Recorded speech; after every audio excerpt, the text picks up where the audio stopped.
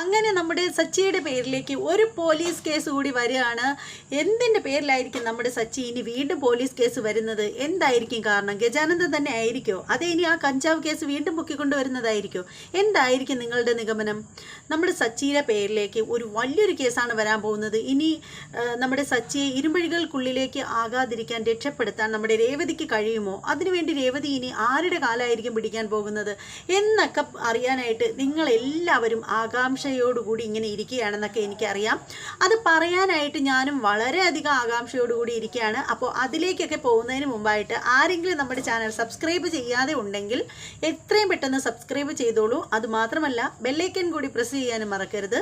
അപ്പോൾ നേരെ നമുക്ക് നമ്മുടെ റിവ്യൂയിലേക്ക് പോകാം. അങ്ങനെ നമ്മുടെ സച്ചി ഉണ്ടല്ലോ, നമ്മുടെ രേവതിയെ നമ്മുടെ ചന്ദ്രമതി അവഗണിച്ചതിൽ മനന്നൊന്നിട്ട് ദേഷ്യമൊക്കെ വന്നിട്ട് പുള്ളിക്കാരൻ ശ്രുതി കെട്ടാനായിട്ടിരിക്കുന്ന താലി ഇങ്ങനെ കയ്യിലെടുക്കുകയാണ്. താലി കയ്യിലെടുത്തിട്ട് പറയുകയാണ്, കണ്ടില്ലേ ഇപ്പം താലി എൻ്റെ കയ്യിലാണ്, ഇനി നീ എങ്ങനെയാടാ ശ്രുതി ഇവളുടെ കഴുത്തിൽ താലി കെട്ടുന്നത്? നീ ഇനി എങ്ങനെ കെട്ടുന്നെന്ന് എനിക്കൊന്ന് കാണണമല്ലോ. ഈ താലിയും കൊണ്ടേ ഞാനിപ്പോൾ ഇറങ്ങി ഒറ്റൊരു ഓട്ടം ഓടിയാലുണ്ടല്ലോ, നിനക്ക് പറ്റുമോ എന്നെ ഓടിച്ചിട്ട് പിടിക്കാൻ എന്നിങ്ങനെ ചോദിക്കുകയാണ്. അപ്പോൾ ശ്രുതിക്ക് ദേഷ്യം വരികയാണ്. ശ്രുതി അപ്പോഴും ചാടി എണീക്കാനായിട്ട് നോക്കുകയാണ്. ശ്രുതി പറയാണ്, താടാ അങ്ങോട്ട്, എൻ്റെ താലി ഇങ്ങോട്ട് താടാ, നീ കളിക്കുകയാണോടാ? കുറേ നേരം കൊണ്ട് ഞാൻ ക്ഷമിച്ചും സഹിച്ചുമൊക്കെ ഇരിക്കുകയാണ്, നീ കൂടുതലാവല്ലേ എന്നൊക്കെ ഇങ്ങനെ പറയുകയാണ്. അപ്പോൾ ആ സമയത്ത് സച്ചി പറയണം, ഒന്ന് അടങ്ങിയിരിക്കടാ അവിടെ, ഞാൻ താലിയൊക്കെ തിരിച്ചു തരാം, പക്ഷേ ഇവർ രേവതിയോട് മാപ്പ് പറയണം, അതല്ലാതെ ഇതിൻ്റെ പേരിൽ യാതൊരുവിധ ഒത്തുതീർപ്പിനും ആരും വരണ്ട എന്നിങ്ങനെ പറയാണ്. അപ്പോൾ നമ്മുടെ രവീന്ദ്രൻ പറയാണ്, എടാ സച്ചി നീ തമാശ കാണിക്കല്ലേ, നീ അങ്ങോട്ട് കൊടുക്ക്, താലി അങ്ങോട്ട് കൊടുക്ക്, ഒരു പെൺകുട്ടിയുടെ ജീവിതം വെച്ചിട്ട് നീ കളിക്കല്ലേ എന്നിങ്ങനെ അച്ഛൻ പറയുകയാണ്. പക്ഷെ അച്ഛമ്മ അതിലേക്കൊന്നും പറയാനായിട്ടൊന്നും വരുന്നില്ല. അപ്പോൾ ആ സമയത്തിന് നമ്മുടെ ചന്ദ്രമതി അങ്ങോട്ട് ചെല്ലുകയാണ്. ചന്ദ്രമതി ചെന്നിട്ട് പറയാണ്, സച്ചി നിന്റെ കുട്ടികളിയൊക്കെ എത്തി കൂടുന്നുണ്ട്, നീ മര്യാദയ്ക്ക് താലി ഇങ്ങോട്ട് എടുക്ക്, കല്യാണത്തിന് മുഹൂർത്തം എടുത്തിരിക്കുന്ന സമയമാണ് എന്നിങ്ങനെ പറയാണ്. അപ്പോൾ സച്ചി പറയണ, അതെ തരാം, ഇപ്പം തന്നെ തരാം, പക്ഷേ ഒരു കണ്ടീഷൻ, നിങ്ങൾ ഇപ്പം തന്നെ രേവതിയോട് ചെയ്ത തെറ്റിന് മാപ്പ് പറയണം, അതിനുശേഷം മതി താലി കെട്ടലും ചോറൂണും ഒക്കെ എന്നിങ്ങനെ പറയുകയാണ്. അപ്പോൾ ആ സമയത്തിന് എല്ലാവരും പറഞ്ഞിട്ട് നമ്മുടെ സച്ചി ആരുടെ വാക്കുകളും കേൾക്കാനായിട്ട് ഇങ്ങനെ കൂട്ടാക്കുന്നില്ല. അപ്പോൾ ആ സമയത്തിന് നമ്മുടെ എന്താ ചെയ്യുന്നത്? അപ്പോൾ ആ സമയത്ത് നമ്മുടെ രേവതി ഇടപെടുകയാണ്. രേവതി ചോദിക്കുകയാണ്, നിങ്ങൾ എന്താ ഈ കാണിക്കുന്നത്? ഒരു പെൺകുട്ടിയുടെ ജീവിതം വെച്ചിട്ടാണോ നിങ്ങൾ കളിക്കുന്നത് എന്നിങ്ങനെ ചോദിക്കുകയാണ്. കണ്ടില്ലേ ആ കുട്ടിയുടെ ശാപം ഇനി നിങ്ങൾ വാങ്ങിച്ചു വെക്കണോ? അവളൊരു പെൺകുട്ടിയല്ലേ, അവളിരുന്ന് ഉരുവുന്നത് നിങ്ങൾ കാണുന്നില്ലേ? കൊടുക്ക്, അങ്ങനെ ആരുടെയും ശാപം മേടിച്ച് വെച്ചിട്ട് ഒന്നും നേടണ്ട, എനിക്കതിലൊന്നും ഒരു പ്രശ്നമില്ല എന്നിങ്ങനെ രേവതി പറയുകയാണ്. അപ്പോൾ സച്ചി പറയണം, പറ്റില്ല രേവതി, നിന്നെ അപമാനിക്കുന്നത് എന്നെ അപമാനിക്കുന്നതിന് തുല്യം തന്നെയാണ്, അതുകൊണ്ട് ഞാനിത് വിട്ടുകൊടുക്കുന്ന പ്രശ്നമേ ഇല്ല, എന്തായാലും ഇവർ മാപ്പ് ചോദിക്കണം നിന്നോട് എന്നിങ്ങനെ പറയാണ്. അപ്പോൾ രേവതി പറയാണ്, അതിൻ്റെ ഒന്നും ആവശ്യമില്ല, എന്തിനാ ഇങ്ങനെ മറ്റുള്ളവരുടെ ശാപമൊക്കെ മേടിച്ച് വയ്ക്കുന്നത്? ഈ താലി എന്ന് പറയുന്ന സംഭവം ഉണ്ടല്ലോ, അത് വളരെ പവിത്രമായ ഒന്നാണ്, മരണം വരെ ഒരു സ്ത്രീയുടെ ശരീരത്തിൽ കിടക്കേണ്ട ഒന്നാണ്, അതിങ്ങനെ നിങ്ങൾ തൊട്ട് അശുദ്ധമാക്കാൻ പാടില്ല, ദേവിയുടെ ക്ഷേത്രത്തിനുള്ളിൽ കൊണ്ടുപോയി പൂജിച്ച് കൊണ്ടുവന്ന സംഭവമാണ്, അതുകൊണ്ട് ഇങ്ങനെ ഇത് വെച്ചിട്ട് കളിക്കരുത്, അങ്ങോട്ട് വെക്ക്, ഞാൻ പറഞ്ഞ നിങ്ങൾ എന്താ കേൾക്കില്ലേ എന്നിങ്ങനെ രേവതി ചോദിക്കുകയാണ്. അപ്പം തന്നെ സച്ചി ഇങ്ങനെ നോക്കിയിട്ട് താലി അവിടേക്ക് കൊണ്ട് മാറ്റി വെക്കുകയാണ്. അപ്പോൾ എല്ലാവർക്കും ഇത് കാണുമ്പോഴത്തേക്ക് സന്തോഷമാവുകയാണ്, ഭയങ്കര സന്തോഷമാവുകയാണ്. അങ്ങനെ നമ്മുടെ തിരുമേനി പറയുകയാണ്, ഇനി താലി കെട്ടലിൻ്റെ സമയമാണ് വന്നിരിക്കുന്നത് എന്നിങ്ങനെ പറയുകയാണ്. അപ്പോൾ ആ സമയത്തിന് ചന്ദ്രമതി പറയാണ്, താലി കെട്ടേണ്ട സമയമെങ്കിൽ ഇവളെന്തിനാണ് ഇവിടെ നിൽക്കുന്നത്, ഇവളോട് മാറി നിൽക്കാൻ പറ എന്നിങ്ങനെ പറയുകയാണ്. അപ്പോൾ രവീന്ദ്രൻ ഇടപെടുകയാണ്. രവീന്ദ്രൻ പറഞ്ഞു, ചന്ദ്ര ഇനി ഒരക്ഷരം മിണ്ടി പോരുത്, മിണ്ടാതെ ഇവിടെ നിന്നോളണം എന്നിങ്ങനെ പറയുകയാണ്. അങ്ങനെ ചന്ദ്രമതി ഇവിടെ മിണ്ടാണ്ട് നിൽക്കുകയാണ്. അപ്പോൾ ആ സമയത്ത് നമ്മുടെ പൂജാരി പറയുകയാണ്, ഇവിടെ ഇതുവരെ നടന്നിട്ടുള്ള എല്ലാ കല്യാണങ്ങൾക്കും താലിമാല എടുത്ത് കൊടുക്കുന്നത്, ഇവിടെയുള്ള മറ്റു കാര്യങ്ങളൊക്കെ ചെയ്യുന്നത് രേവതിയുടെ കൈകൊണ്ടാണ്, അതാണ് ഇവിടുത്തെ ഭഗവതിക്ക് ഇഷ്ടവും, അതുമാത്രമല്ല ഇവിടെ വരുന്നവരൊക്കെ, വിവാഹം കഴിക്കാൻ വരുന്നവരൊക്കെ പറയുന്നത് രേവതിയുടെ കൈകൊണ്ട് എടുത്ത് കൊടുത്താൽ മതി എന്നാണ് പറയുന്നത് എന്നിങ്ങനെ പറയുകയാണ്. അതുകൊണ്ട് ആർക്കും ഒരു പ്രശ്നം ഉണ്ടാവത്തുമില്ല, ദീർഘദാമ്പത്യം കിട്ടത്തേ ഉള്ളൂ എന്നിങ്ങനെ പറയുകയാണ്.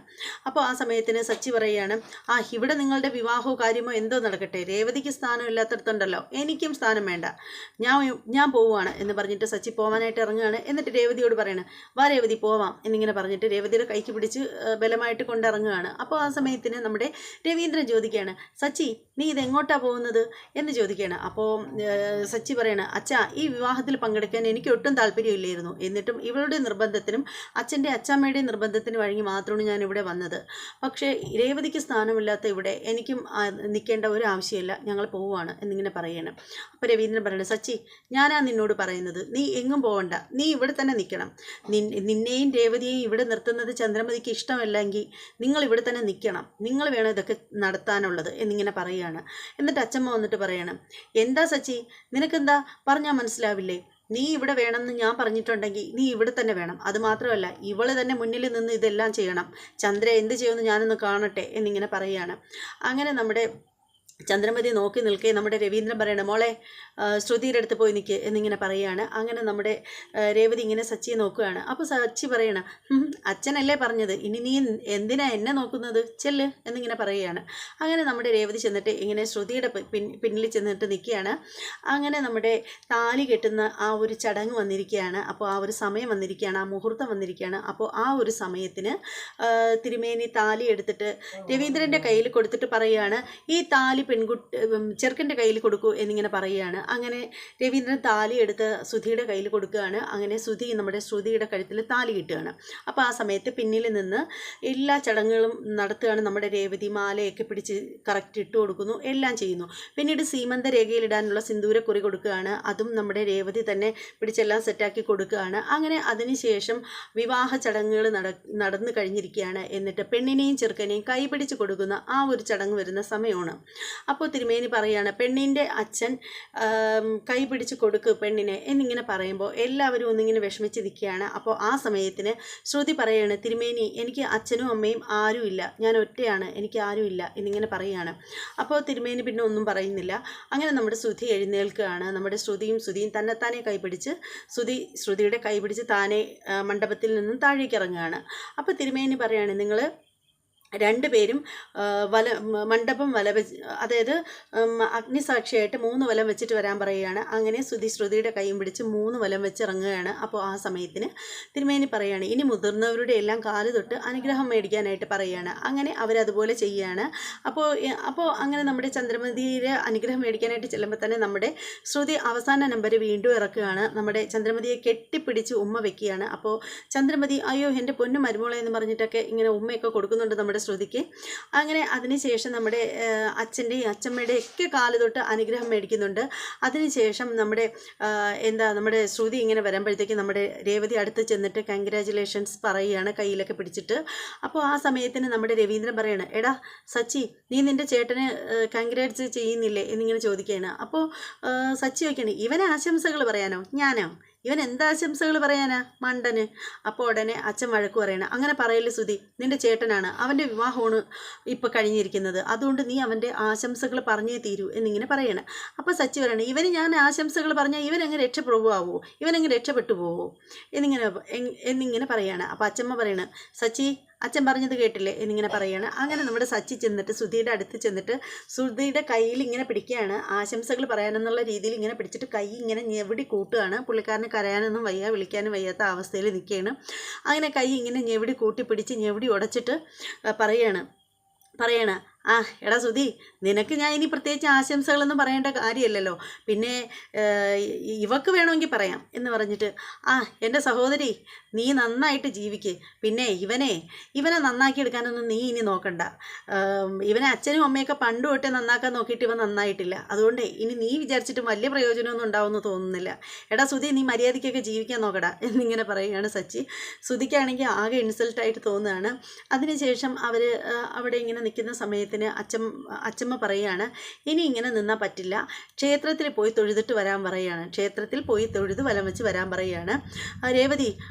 അപ്പോൾ രേവതി കൊണ്ടുപോയി ശ്രുതിയെയും കൊണ്ടുപോയിട്ട് ക്ഷേത്രത്തിൽ വലം വെച്ച് തൊഴുതിട്ട് കൊണ്ടുവരാൻ പറയുകയാണ്. അപ്പോൾ ഉടനെ സച്ചി ചോദിക്കുകയാണ്, രേവതി എന്തിനാ ഇവർ ആനയിച്ചുകൊണ്ട് പോണത്, അല്ലാതെ എന്താ ദേവി അവിടെ ഇരിക്കുന്നത് കാണാൻ ഇവനെന്താ കണ്ണില്ല, ഇവന് തന്നെ നടന്ന് പോകാൻ അറിയില്ലേ എന്നിങ്ങനെ പറയുകയാണ്. അപ്പോൾ നമ്മുടെ രവീന്ദ്രൻ ഇടപെടുകയാണ്. രവീന്ദ്രൻ പറയുകയാണ്, എടാ മിണ്ടാതിരിക്കടാ എന്നിങ്ങനെ പറയുകയാണ്. അങ്ങനെ രേവതി കൂടെ പോകുന്ന സമയത്തിന് എല്ലാവരും ജാഥയായിട്ട് കൂടെ പോവുകയാണ്. അപ്പോൾ കൂടെ പോകുമ്പോഴത്തേക്കാണ് സച്ചി ചോദിക്കുന്നത്, സച്ചി ചോദിക്കുന്നത്, ഇവനെന്താ തന്നെത്താനെ പോയാൽ നമ്മളൊക്കെ എന്തിനാ ഇവരുടെ കൂടെ പോകുന്നത് എന്ന് പറയുമ്പോൾ രവീന്ദ്രൻ പറയണേ, എടാ ഇതൊക്കെ ഒരു ചടങ്ങാണ്, നീ ഒന്ന് മിണ്ടാതെ വാ എന്നിങ്ങനെ പറയുകയാണ്. അങ്ങനെ നമ്മുടെ സച്ചി കൂടെ പോവുകയാണ്. അങ്ങനെ കൂടെ ഇവർ ഒരുമിച്ച് നടക്കുന്ന സമയത്ത് രവീന്ദ്രൻ പറയുകയാണ്, നിങ്ങൾ മുന്നിൽ കയറി നടക്കാൻ പറയുകയാണ്. അങ്ങനെ ശ്രുതിക്കൊപ്പം നമ്മുടെ രേവതിയും നടക്കുകയാണ്, ശ്രുതിക്കൊപ്പം നമ്മുടെ സച്ചിയും നടക്കുകയാണ്. ഇവരിങ്ങനെ ഒരുമിച്ച് നടന്നു വരുമ്പോഴത്തേക്ക് ഇങ്ങനെ നമ്മുടെ ശ്രുതി ഇങ്ങനെ അറിയാതെ ഇങ്ങനെ സച്ചിയുടെ ദേഹത്ത് ഇങ്ങനെ മുട്ടുകയാണ്. അപ്പോൾ ഉടനെ സച്ചി ചോദിക്കണം, എടാ നീ എന്നെ മര്യാദയ്ക്ക് നീ എന്തിനാടാ എന്നെ തള്ളിയിടാനായിട്ട് നോക്കുന്നത്, നീ എന്നെ മനഃപൂർവ്വമല്ലേടാ തള്ളിയിടാൻ നോക്കുന്നത് എന്നിങ്ങനെ പറയാണ്. ശ്രുതിക്കാണെങ്കിൽ ഒന്നും മിണ്ടാൻ വയ്യ, അങ്ങനെയുള്ള അവസ്ഥയിൽ നിൽക്കുകയാണ്. അങ്ങനെ അവർ ക്ഷേത്രം വലമൊക്കെ വച്ച് അതിനുശേഷം ശ്രീകോവിലിൻ്റെ മുന്നിൽ നിൽക്കുകയാണ്, പ്രസാദം മേടിക്കാനായിട്ട് നിൽക്കുകയാണ്. അങ്ങനെ നമ്മുടെ ശ്രുതിക്ക് വിളിച്ചിട്ട് ശ്രുതിക്ക് പ്രസാദം കൊടുക്കുകയാണ് തിരുമേനി. അതിനുശേഷം രേവതിയെ വിളിക്കുകയാണ്, എന്നിട്ട് രേവതിക്കും പ്രസാദം കൊടുക്കുകയാണ്. രേവതിക്ക് പ്രസാദം കൊടുക്കുന്ന സമയത്തിന് നമ്മുടെ ചന്ദ്രമതിക്ക് ദേഷ്യം വരികയാണ്. ചന്ദ്രമതി ചോദിക്കുകയാണ്, ഇവരുടെ കല്യാണമല്ലേ കഴിഞ്ഞത്, അതിന് ഇവൾക്ക് എന്തിനാ ഇതൊക്കെ കൊടുക്കുന്നത് എന്നിങ്ങനെ ചോദിക്കുകയാണ്.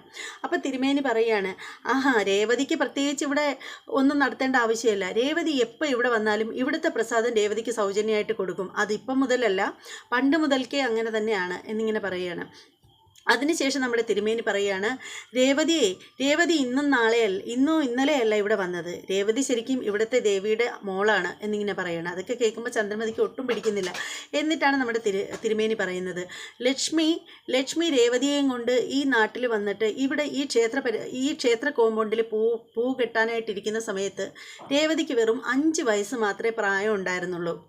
ആ രേവതി ഈ ക്ഷേത്രമുറ്റത്താണ് ഓടിക്കളിച്ച് നടന്ന് വളർന്നു കഴിഞ്ഞപ്പോഴും ഈ ക്ഷേത്രത്തിൽ മാല കെട്ടാനും അമ്മയ്ക്കൊപ്പം രേവതി കൂടിയിരുന്നു. അന്ന് തൊട്ട് ഈ വിവാഹം കഴിയുന്ന ഈ സമയം വരെയും രേവതി ഇവിടുത്തെ ഒരു സ്ഥിരം അന്തേവാസിയായിരുന്നു. അതുകൊണ്ട് തന്നെ രേവതിക്ക് ഇവിടെ എന്ത് നടത്തിയാലും അതിലൊരു ഓഹരി രേവതിക്ക് അവകാശപ്പെട്ടതാണ്. രേവതി ഇവിടുത്തെ അമ്മയുടെ മോളാണ് എന്നിങ്ങനെ പറയുകയാണ്.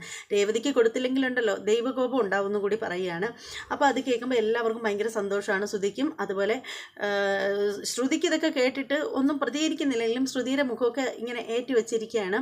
അപ്പോൾ ആ സമയത്ത് പറയുകയാണ്, അപ്പോൾ അങ്ങനെ പറഞ്ഞിട്ട് പൂജാരി പറയുകയാണ്, ഈ പ്രസാദം മാത്രമല്ല രേവതിക്ക് ഇവിടെ പാൽപ്പായസവും ശർക്കര പായസവും ഉണ്ണിയപ്പവും എല്ലാം ഇവിടെ വച്ചിട്ടുണ്ട് എന്നിങ്ങനെ പറയുകയാണ്. പോകുമ്പോൾ കൊണ്ടുപോകണം കേട്ടോ രേവതി എന്നിങ്ങനെ പറയുകയാണ്. അപ്പോൾ ഇത് കേൾക്കുമ്പോഴത്തേക്ക് നമ്മുടെ സച്ചി പറയണം, അച്ഛാ എന്തായാലും അച്ഛൻ്റെ മരുമകളുണ്ടല്ലോ, വെറുതെ ആയില്ല എന്ന് പറയുകയാണ്. എടാ സച്ചി തന്നെത്താനെ പറയുകയാണ്, എടാ സച്ചി നീ ഒരു ഭാഗ്യവാൻ തന്നെയാണ്, ഇതുപോലുള്ള ഒരു പെണ്ണിനെയാണല്ലോ എനിക്ക് ഭാര്യയായിട്ട് കിട്ടിയത് എന്നിങ്ങനെ പറയുകയാണ്. അപ്പോൾ ഉടനെ രവീന്ദ്രൻ പറയണം, എൻ്റെ മരുമോളല്ലേ, എൻ്റെ സെലക്ഷനല്ലേ, അപ്പോൾ വെറുതെ ആവോ, അതുകൊണ്ട് തന്നെയല്ലേ ഞാൻ ഇവളെ നമ്മുടെ വീട്ടിലെ മരുമകളായിട്ട് കൊണ്ടുവരണമെന്ന് ആഗ്രഹിച്ചതും അതിനുവേണ്ടി ചാട്ടിയും പിടിച്ചത് എന്നിങ്ങനെ പറയുകയാണ്. ശരിക്കും പറയുകയാണെങ്കിൽ ഇതൊക്കെ കേൾക്കുമ്പോൾ ചന്ദ്രമതിക്ക് ഒട്ടും സഹിക്കുന്നില്ല. അപ്പോൾ ചന്ദ്രമതി പറയുകയാണ്, നമ്മളെന്തിനാ ഈ പുരാണമൊക്കെ കേട്ടുകൊണ്ട് ഇവിടെ നിൽക്കുന്നത്, ബാ പിള്ളേരെ നമുക്ക് പോവാം എന്നിങ്ങനെ പറയുകയാണ്. അപ്പോൾ ശ്രുതി പറയുകയാണ്, അമ്മ എനിക്ക് വിശക്കുന്നു എന്നിങ്ങനെ പറയുകയാണ്. അപ്പോൾ ഉടനെ അച്ഛമ്മ പറയണേ, എടാ കൊതിയ നിനക്ക് ഭക്ഷണം തരാം, ഇനി 1-2 ചടങ്ങുകൾ കൂടിയുണ്ട്, അതൊക്കെ കഴിഞ്ഞിട്ട് പോയി ഭക്ഷണം കഴിച്ചാൽ പോരെ എന്നിങ്ങനെ ചോദിക്കുകയാണ്. അതേസമയം അങ്ങനെ ചോദിക്കുകയാണ്. അതിനുശേഷം അവരിങ്ങനെ അവിടെ നിന്നും പോവുകയാണ്. അപ്പോഴത്തേക്ക് പിന്നെ കാണിക്കുന്നതെന്ന് വെച്ചാൽ നമ്മുടെ ഒരു ഹോസ്പിറ്റലാണ്. ഹോസ്പിറ്റലിൽ അത്യാസന്ന നിലയിൽ കിടക്കുകയാണ് ഒരാൾ. തലയൊക്കെ മുഴുവനും പ്ലാസ്റ്ററൊക്കെ കെട്ടി ഇങ്ങനെ വെച്ചിട്ട് പുള്ളിക്കാരനെ കണ്ടിട്ട് തിരിച്ചറിയാൻ പോലും പറ്റാത്ത അവസ്ഥയിൽ നിൽക്കുകയാണ്. ചുറ്റും പോലീസുകാരൊക്കെ ഉണ്ട്. മറ്റാരുമല്ല, അത് നമ്മുടെ നവീനാണ് കിടക്കുന്നത്.